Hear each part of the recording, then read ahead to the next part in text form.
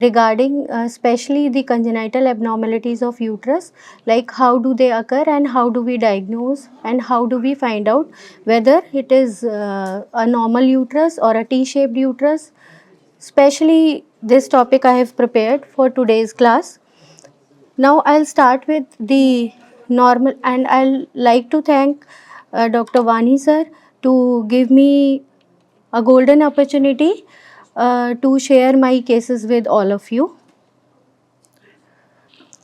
So as we know that the normal shape of the uterus is anteverted and anteflexed. So what is the meaning of anteversion and what is the meaning of anteflexion? By this time you must have known. So the uterine axis is such that the angle of anteversion is formed between the long axis of cervix and long axis of vagina, and it should be approximately 90 degree. Angle of anteflexion is formed between the long axis of uterus and that of the cervix, and it is obtuse, that is approximately 125 degree to 170 degree. So here you can see that this is the angle of anteversion, which is the green line between the cervix and vagina, and this is the angle of anteflexion, which is the red line. So normal anatomy, you can see that this is a anteverted uterus. The angle between cervix and vagina is clear and uterus is little towards the bladder. So this is the ultrasound picture. Normally we see like this on a 2D scan, that a uterus is anteverted and anteflexed and it is towards the bladder. So this is urinary bladder and this is the uterus. So this is a retroverted uterus which is just away from the bladder, and the long axis of cervix and long axis of vagina, they are making a obtuse angle here. So the uterus is going behind like this. So here you can see this is anteverted uterus towards the bladder and this is a retroverted uterus where fundus is going away from the bladder.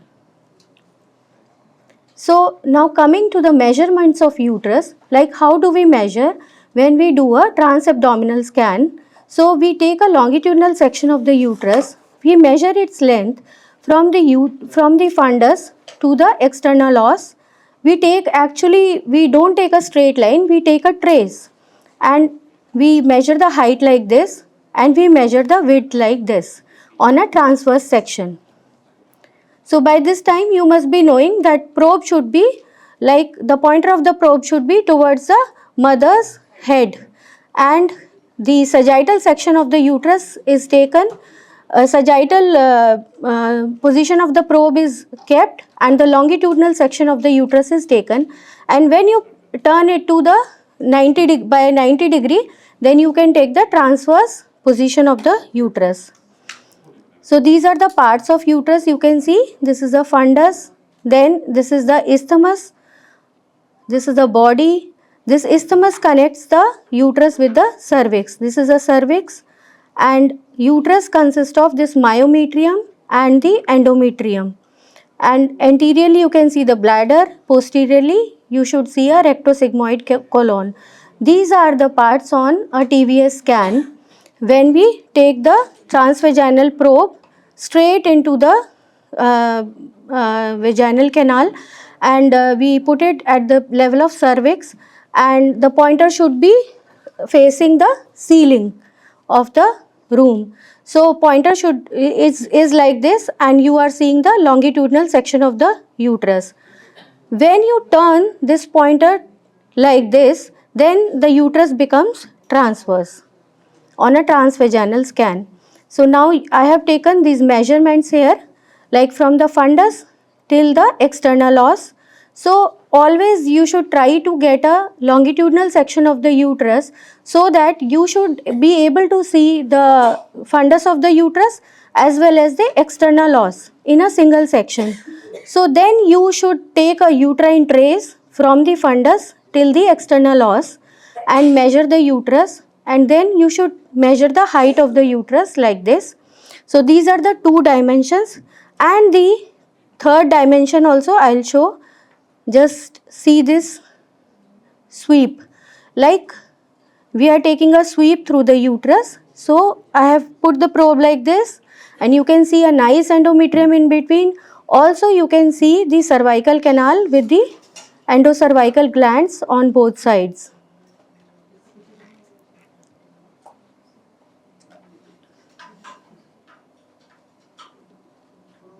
So one more thing you can see here. Can you tell me what is this? In the beginning, so I'll play it again. Here you can see that I have taken this uterus from fundus till this external os. Now again you can see this thing.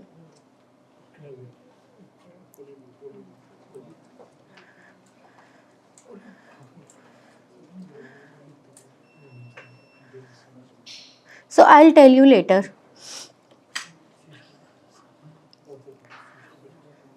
So this is, what is that? No.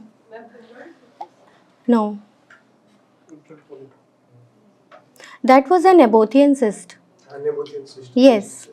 So that was seen anteriorly in the cervical canal at the level of internal os. Yes. So see, I have measured it from here to here. This is longitudinal measurement, and this is the height, and now I have turned the probe like this, so it has become transverse, so you can measure from right to left width of the uterus. So this is the width. This is how we take normally in our practice. So now coming to the endometrium. So we know that endometrium is the triple layer structure, and this is situated just in the middle of the uterus and surrounded by the myometrium, which are smooth muscle fibers. So this endometrium, it changes in appearance as well as in thickness throughout the menstrual cycle.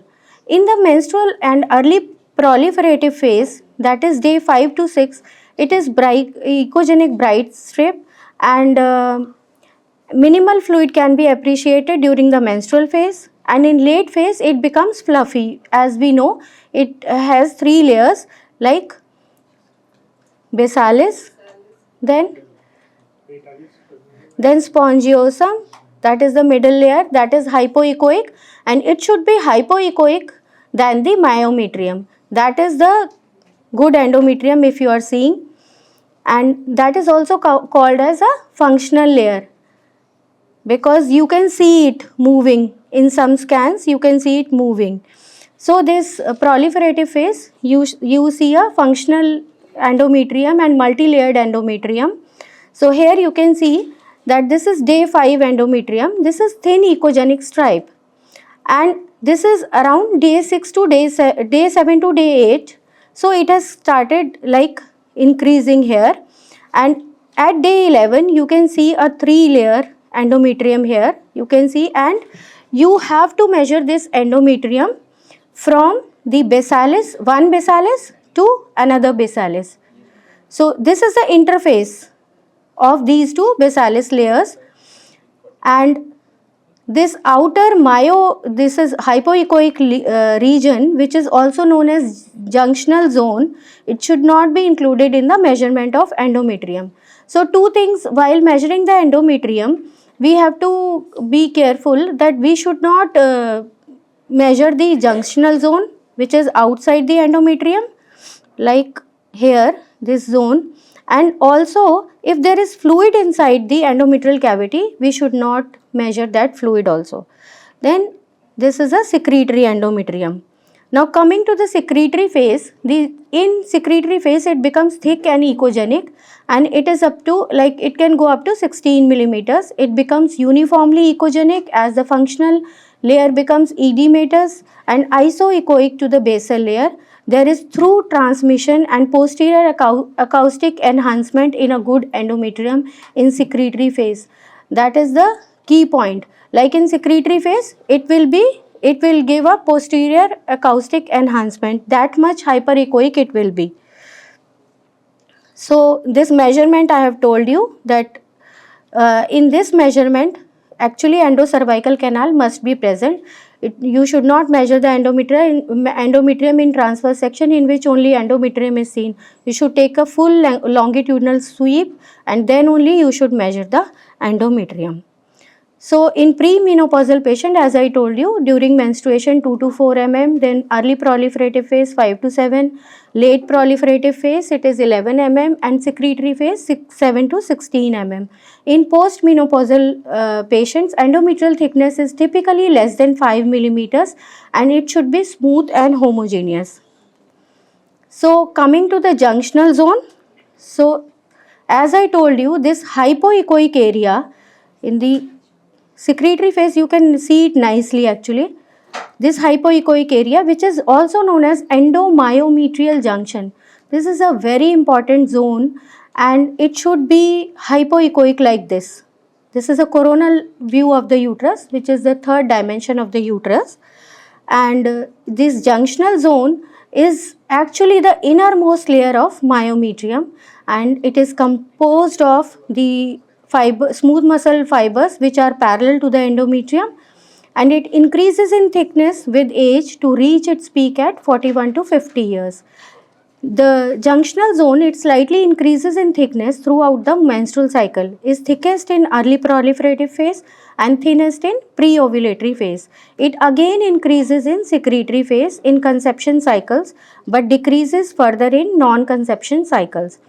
The pathologies that alter the junctional zone are the endometritis, adenomyosis and malignancies.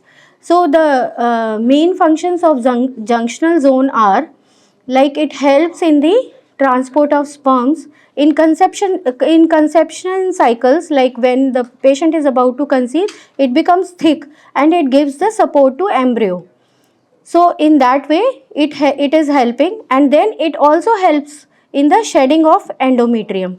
So that's how this junctional zone is very important. And the normal appearance of hyperechoic endometrium surrounded by hypoechoic myometrium, you can see. So cervix, coming to the lower part of the uterus, which is known as cervix, extends from internal os to external os, and this is the cervical gland area where the Nabothian glands are present. So like this we take the length of the cervix. In pregnancy, this is the fetal head during TVS, you can see, and this is the transabdominal scan. So in transabdominal scan, like this we take the cervical length, and in transvaginal scan we take from here to here, from on this echogenic line we take a trace. So now you can see clearly that cervical glands are present in the form of triangle. The apex of the triangle is at the level of internal os and the base of the triangle is at the level of external os. So these cervical glands are very important, like endometrial glands, and they play an important role in secretion of the cervical mucus. The cervical mucus, as we know, it is very important for reproductive life as well as the later on to diagnose the early detection of carcinoma. So the Nabothian cyst, so that thing I showed you, the Nabothian cysts are benign mucus filled growths that develop on the surface of cervix. This benign condition is not life threatening or cancerous. So they are known as the cervical cyst or mucus retention cyst. They are most often caused when squamous epithelium blocks the opening of Nabothian glands, trapping the mucosal secretion in small subdermal pockets. So these are the Nabothian cysts. They are typically seen around this cervical canal and they are anechoic like any other cyst, and when you put a color Doppler on these cysts, there is no flow. So these are anechoic. They are causing the posterior acoustic enhancement, shadow. So these are avascular and they can measure from few millimeter to 4 centimeters. They have smooth texture, white or yellow in appearance, They cause dyspareunia, pelvic pain, dragging sensation, irregular bleeding, and vaginal discharge. They can also cause pale yellow to amber mucus secretions due to infection. So, coming to the cervical polyps are benign tumors which can cause spotting at any time in menstrual cycle. They may be single or multiple. An image is showing the multiple polyps here at the external os. So, this is a cervical polyp. Like endometrial polyp only, they are hyperechoic in nature, but they can be easily missed. Like you can see here, this is a cervical polyp, and you can measure like this, and when you put color, then it will show the color flow also. So they can be missed easily because we can think that they are the cervical mucus secretions. So we have to put color always to detect a polyp. Whenever you are seeing something inside the endometrial cavity or the cervical canal, then you should always put color on that. To identify, in cases of retained products of conception also, you can get misguided that whether it is a polyp or it is a retained product of conception. The patient comes to you with bleeding. So how will you find out that it is retained product of conception or a polyp? Can you tell me? What? Yeah, exactly. Number one, then second, feeding vessel will be there, a single feeding vessel will be there for the polyp. Then second,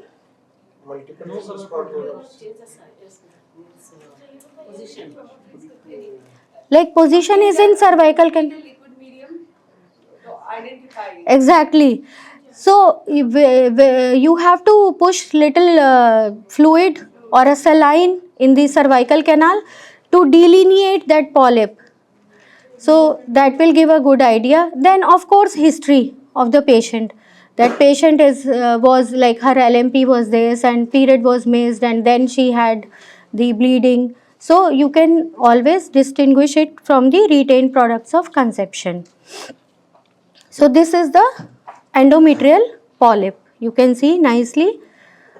And when we put color on this polyp, you can see a single feeding vessel is seen here. So it is feeding the polyp here. So when you do a 3D ultrasound for the same patient, then you can nicely see a polyp in the middle of the endometrial cavity. So coming to cervical fibroids, they are benign non-cancerous smooth muscle tumors of the cervix, and cervical fibroid may cause bleeding or a discharge. Hypoechoic round or oval well-defined lesions like they are like uterine fibroids only, and they also show a peripheral rim-like vascularity like the uterine fibroid. So this is a hypoechoic lesion like any other fibroid, and it will show a peripheral rim-like vascularity. This is transabdominal scan. You can see a cervical fibroid here. So coming to cervical carcinoma.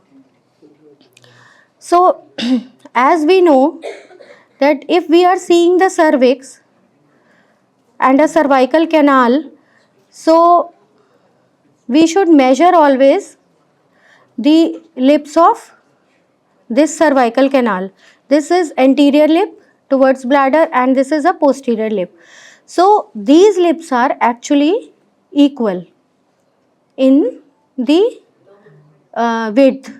So normal it is, and in cervical cancer there is asymmetrical thickening of these lips of the cervix. So this is like cervical cancer. Asymmetrical thickening of the cervical lips is the earliest sign of cervical cancer. Cervical malignant mass shows heterogeneous echogenicity, irregular margins, and increased vascular density. 3D power Doppler shows typical vascular pattern with microaneurysms and AV fistulae. 3D ultrasound has the advantage of seeing the relationship of the mass with the surrounding tissue. So 3D ultrasound will help like whether this mass is there only in the cervix only, or it is extending into the bladder anteriorly or the rectum posteriorly. So this you can see on power Doppler, you can see the vascularity on the lip of the cervix. Now you see, so this is the anterior lip, this is measuring 1.4 centimeters. This is the posterior lip, this is thickened, it is measuring 2.0. So this is asymmetrical thickening. Then you put color over this. So this is very vascular, this is not as vascular as this is. And then we take out this, you see a nice growth here. So this was cervical cancer. And then of course this is MRI section. So now coming to ovaries, normal ovaries I'll take. So normal ovaries, as we know, this is the anatomy of the normal ovary. It will measure what is the length of the ovary, I mean size of the ovary. 3 into 2 into 1 we take, no, like normally. So volume also we take like 3 to 5 cc's. That is volume. What you are telling is volume, 3 to 5 cc's.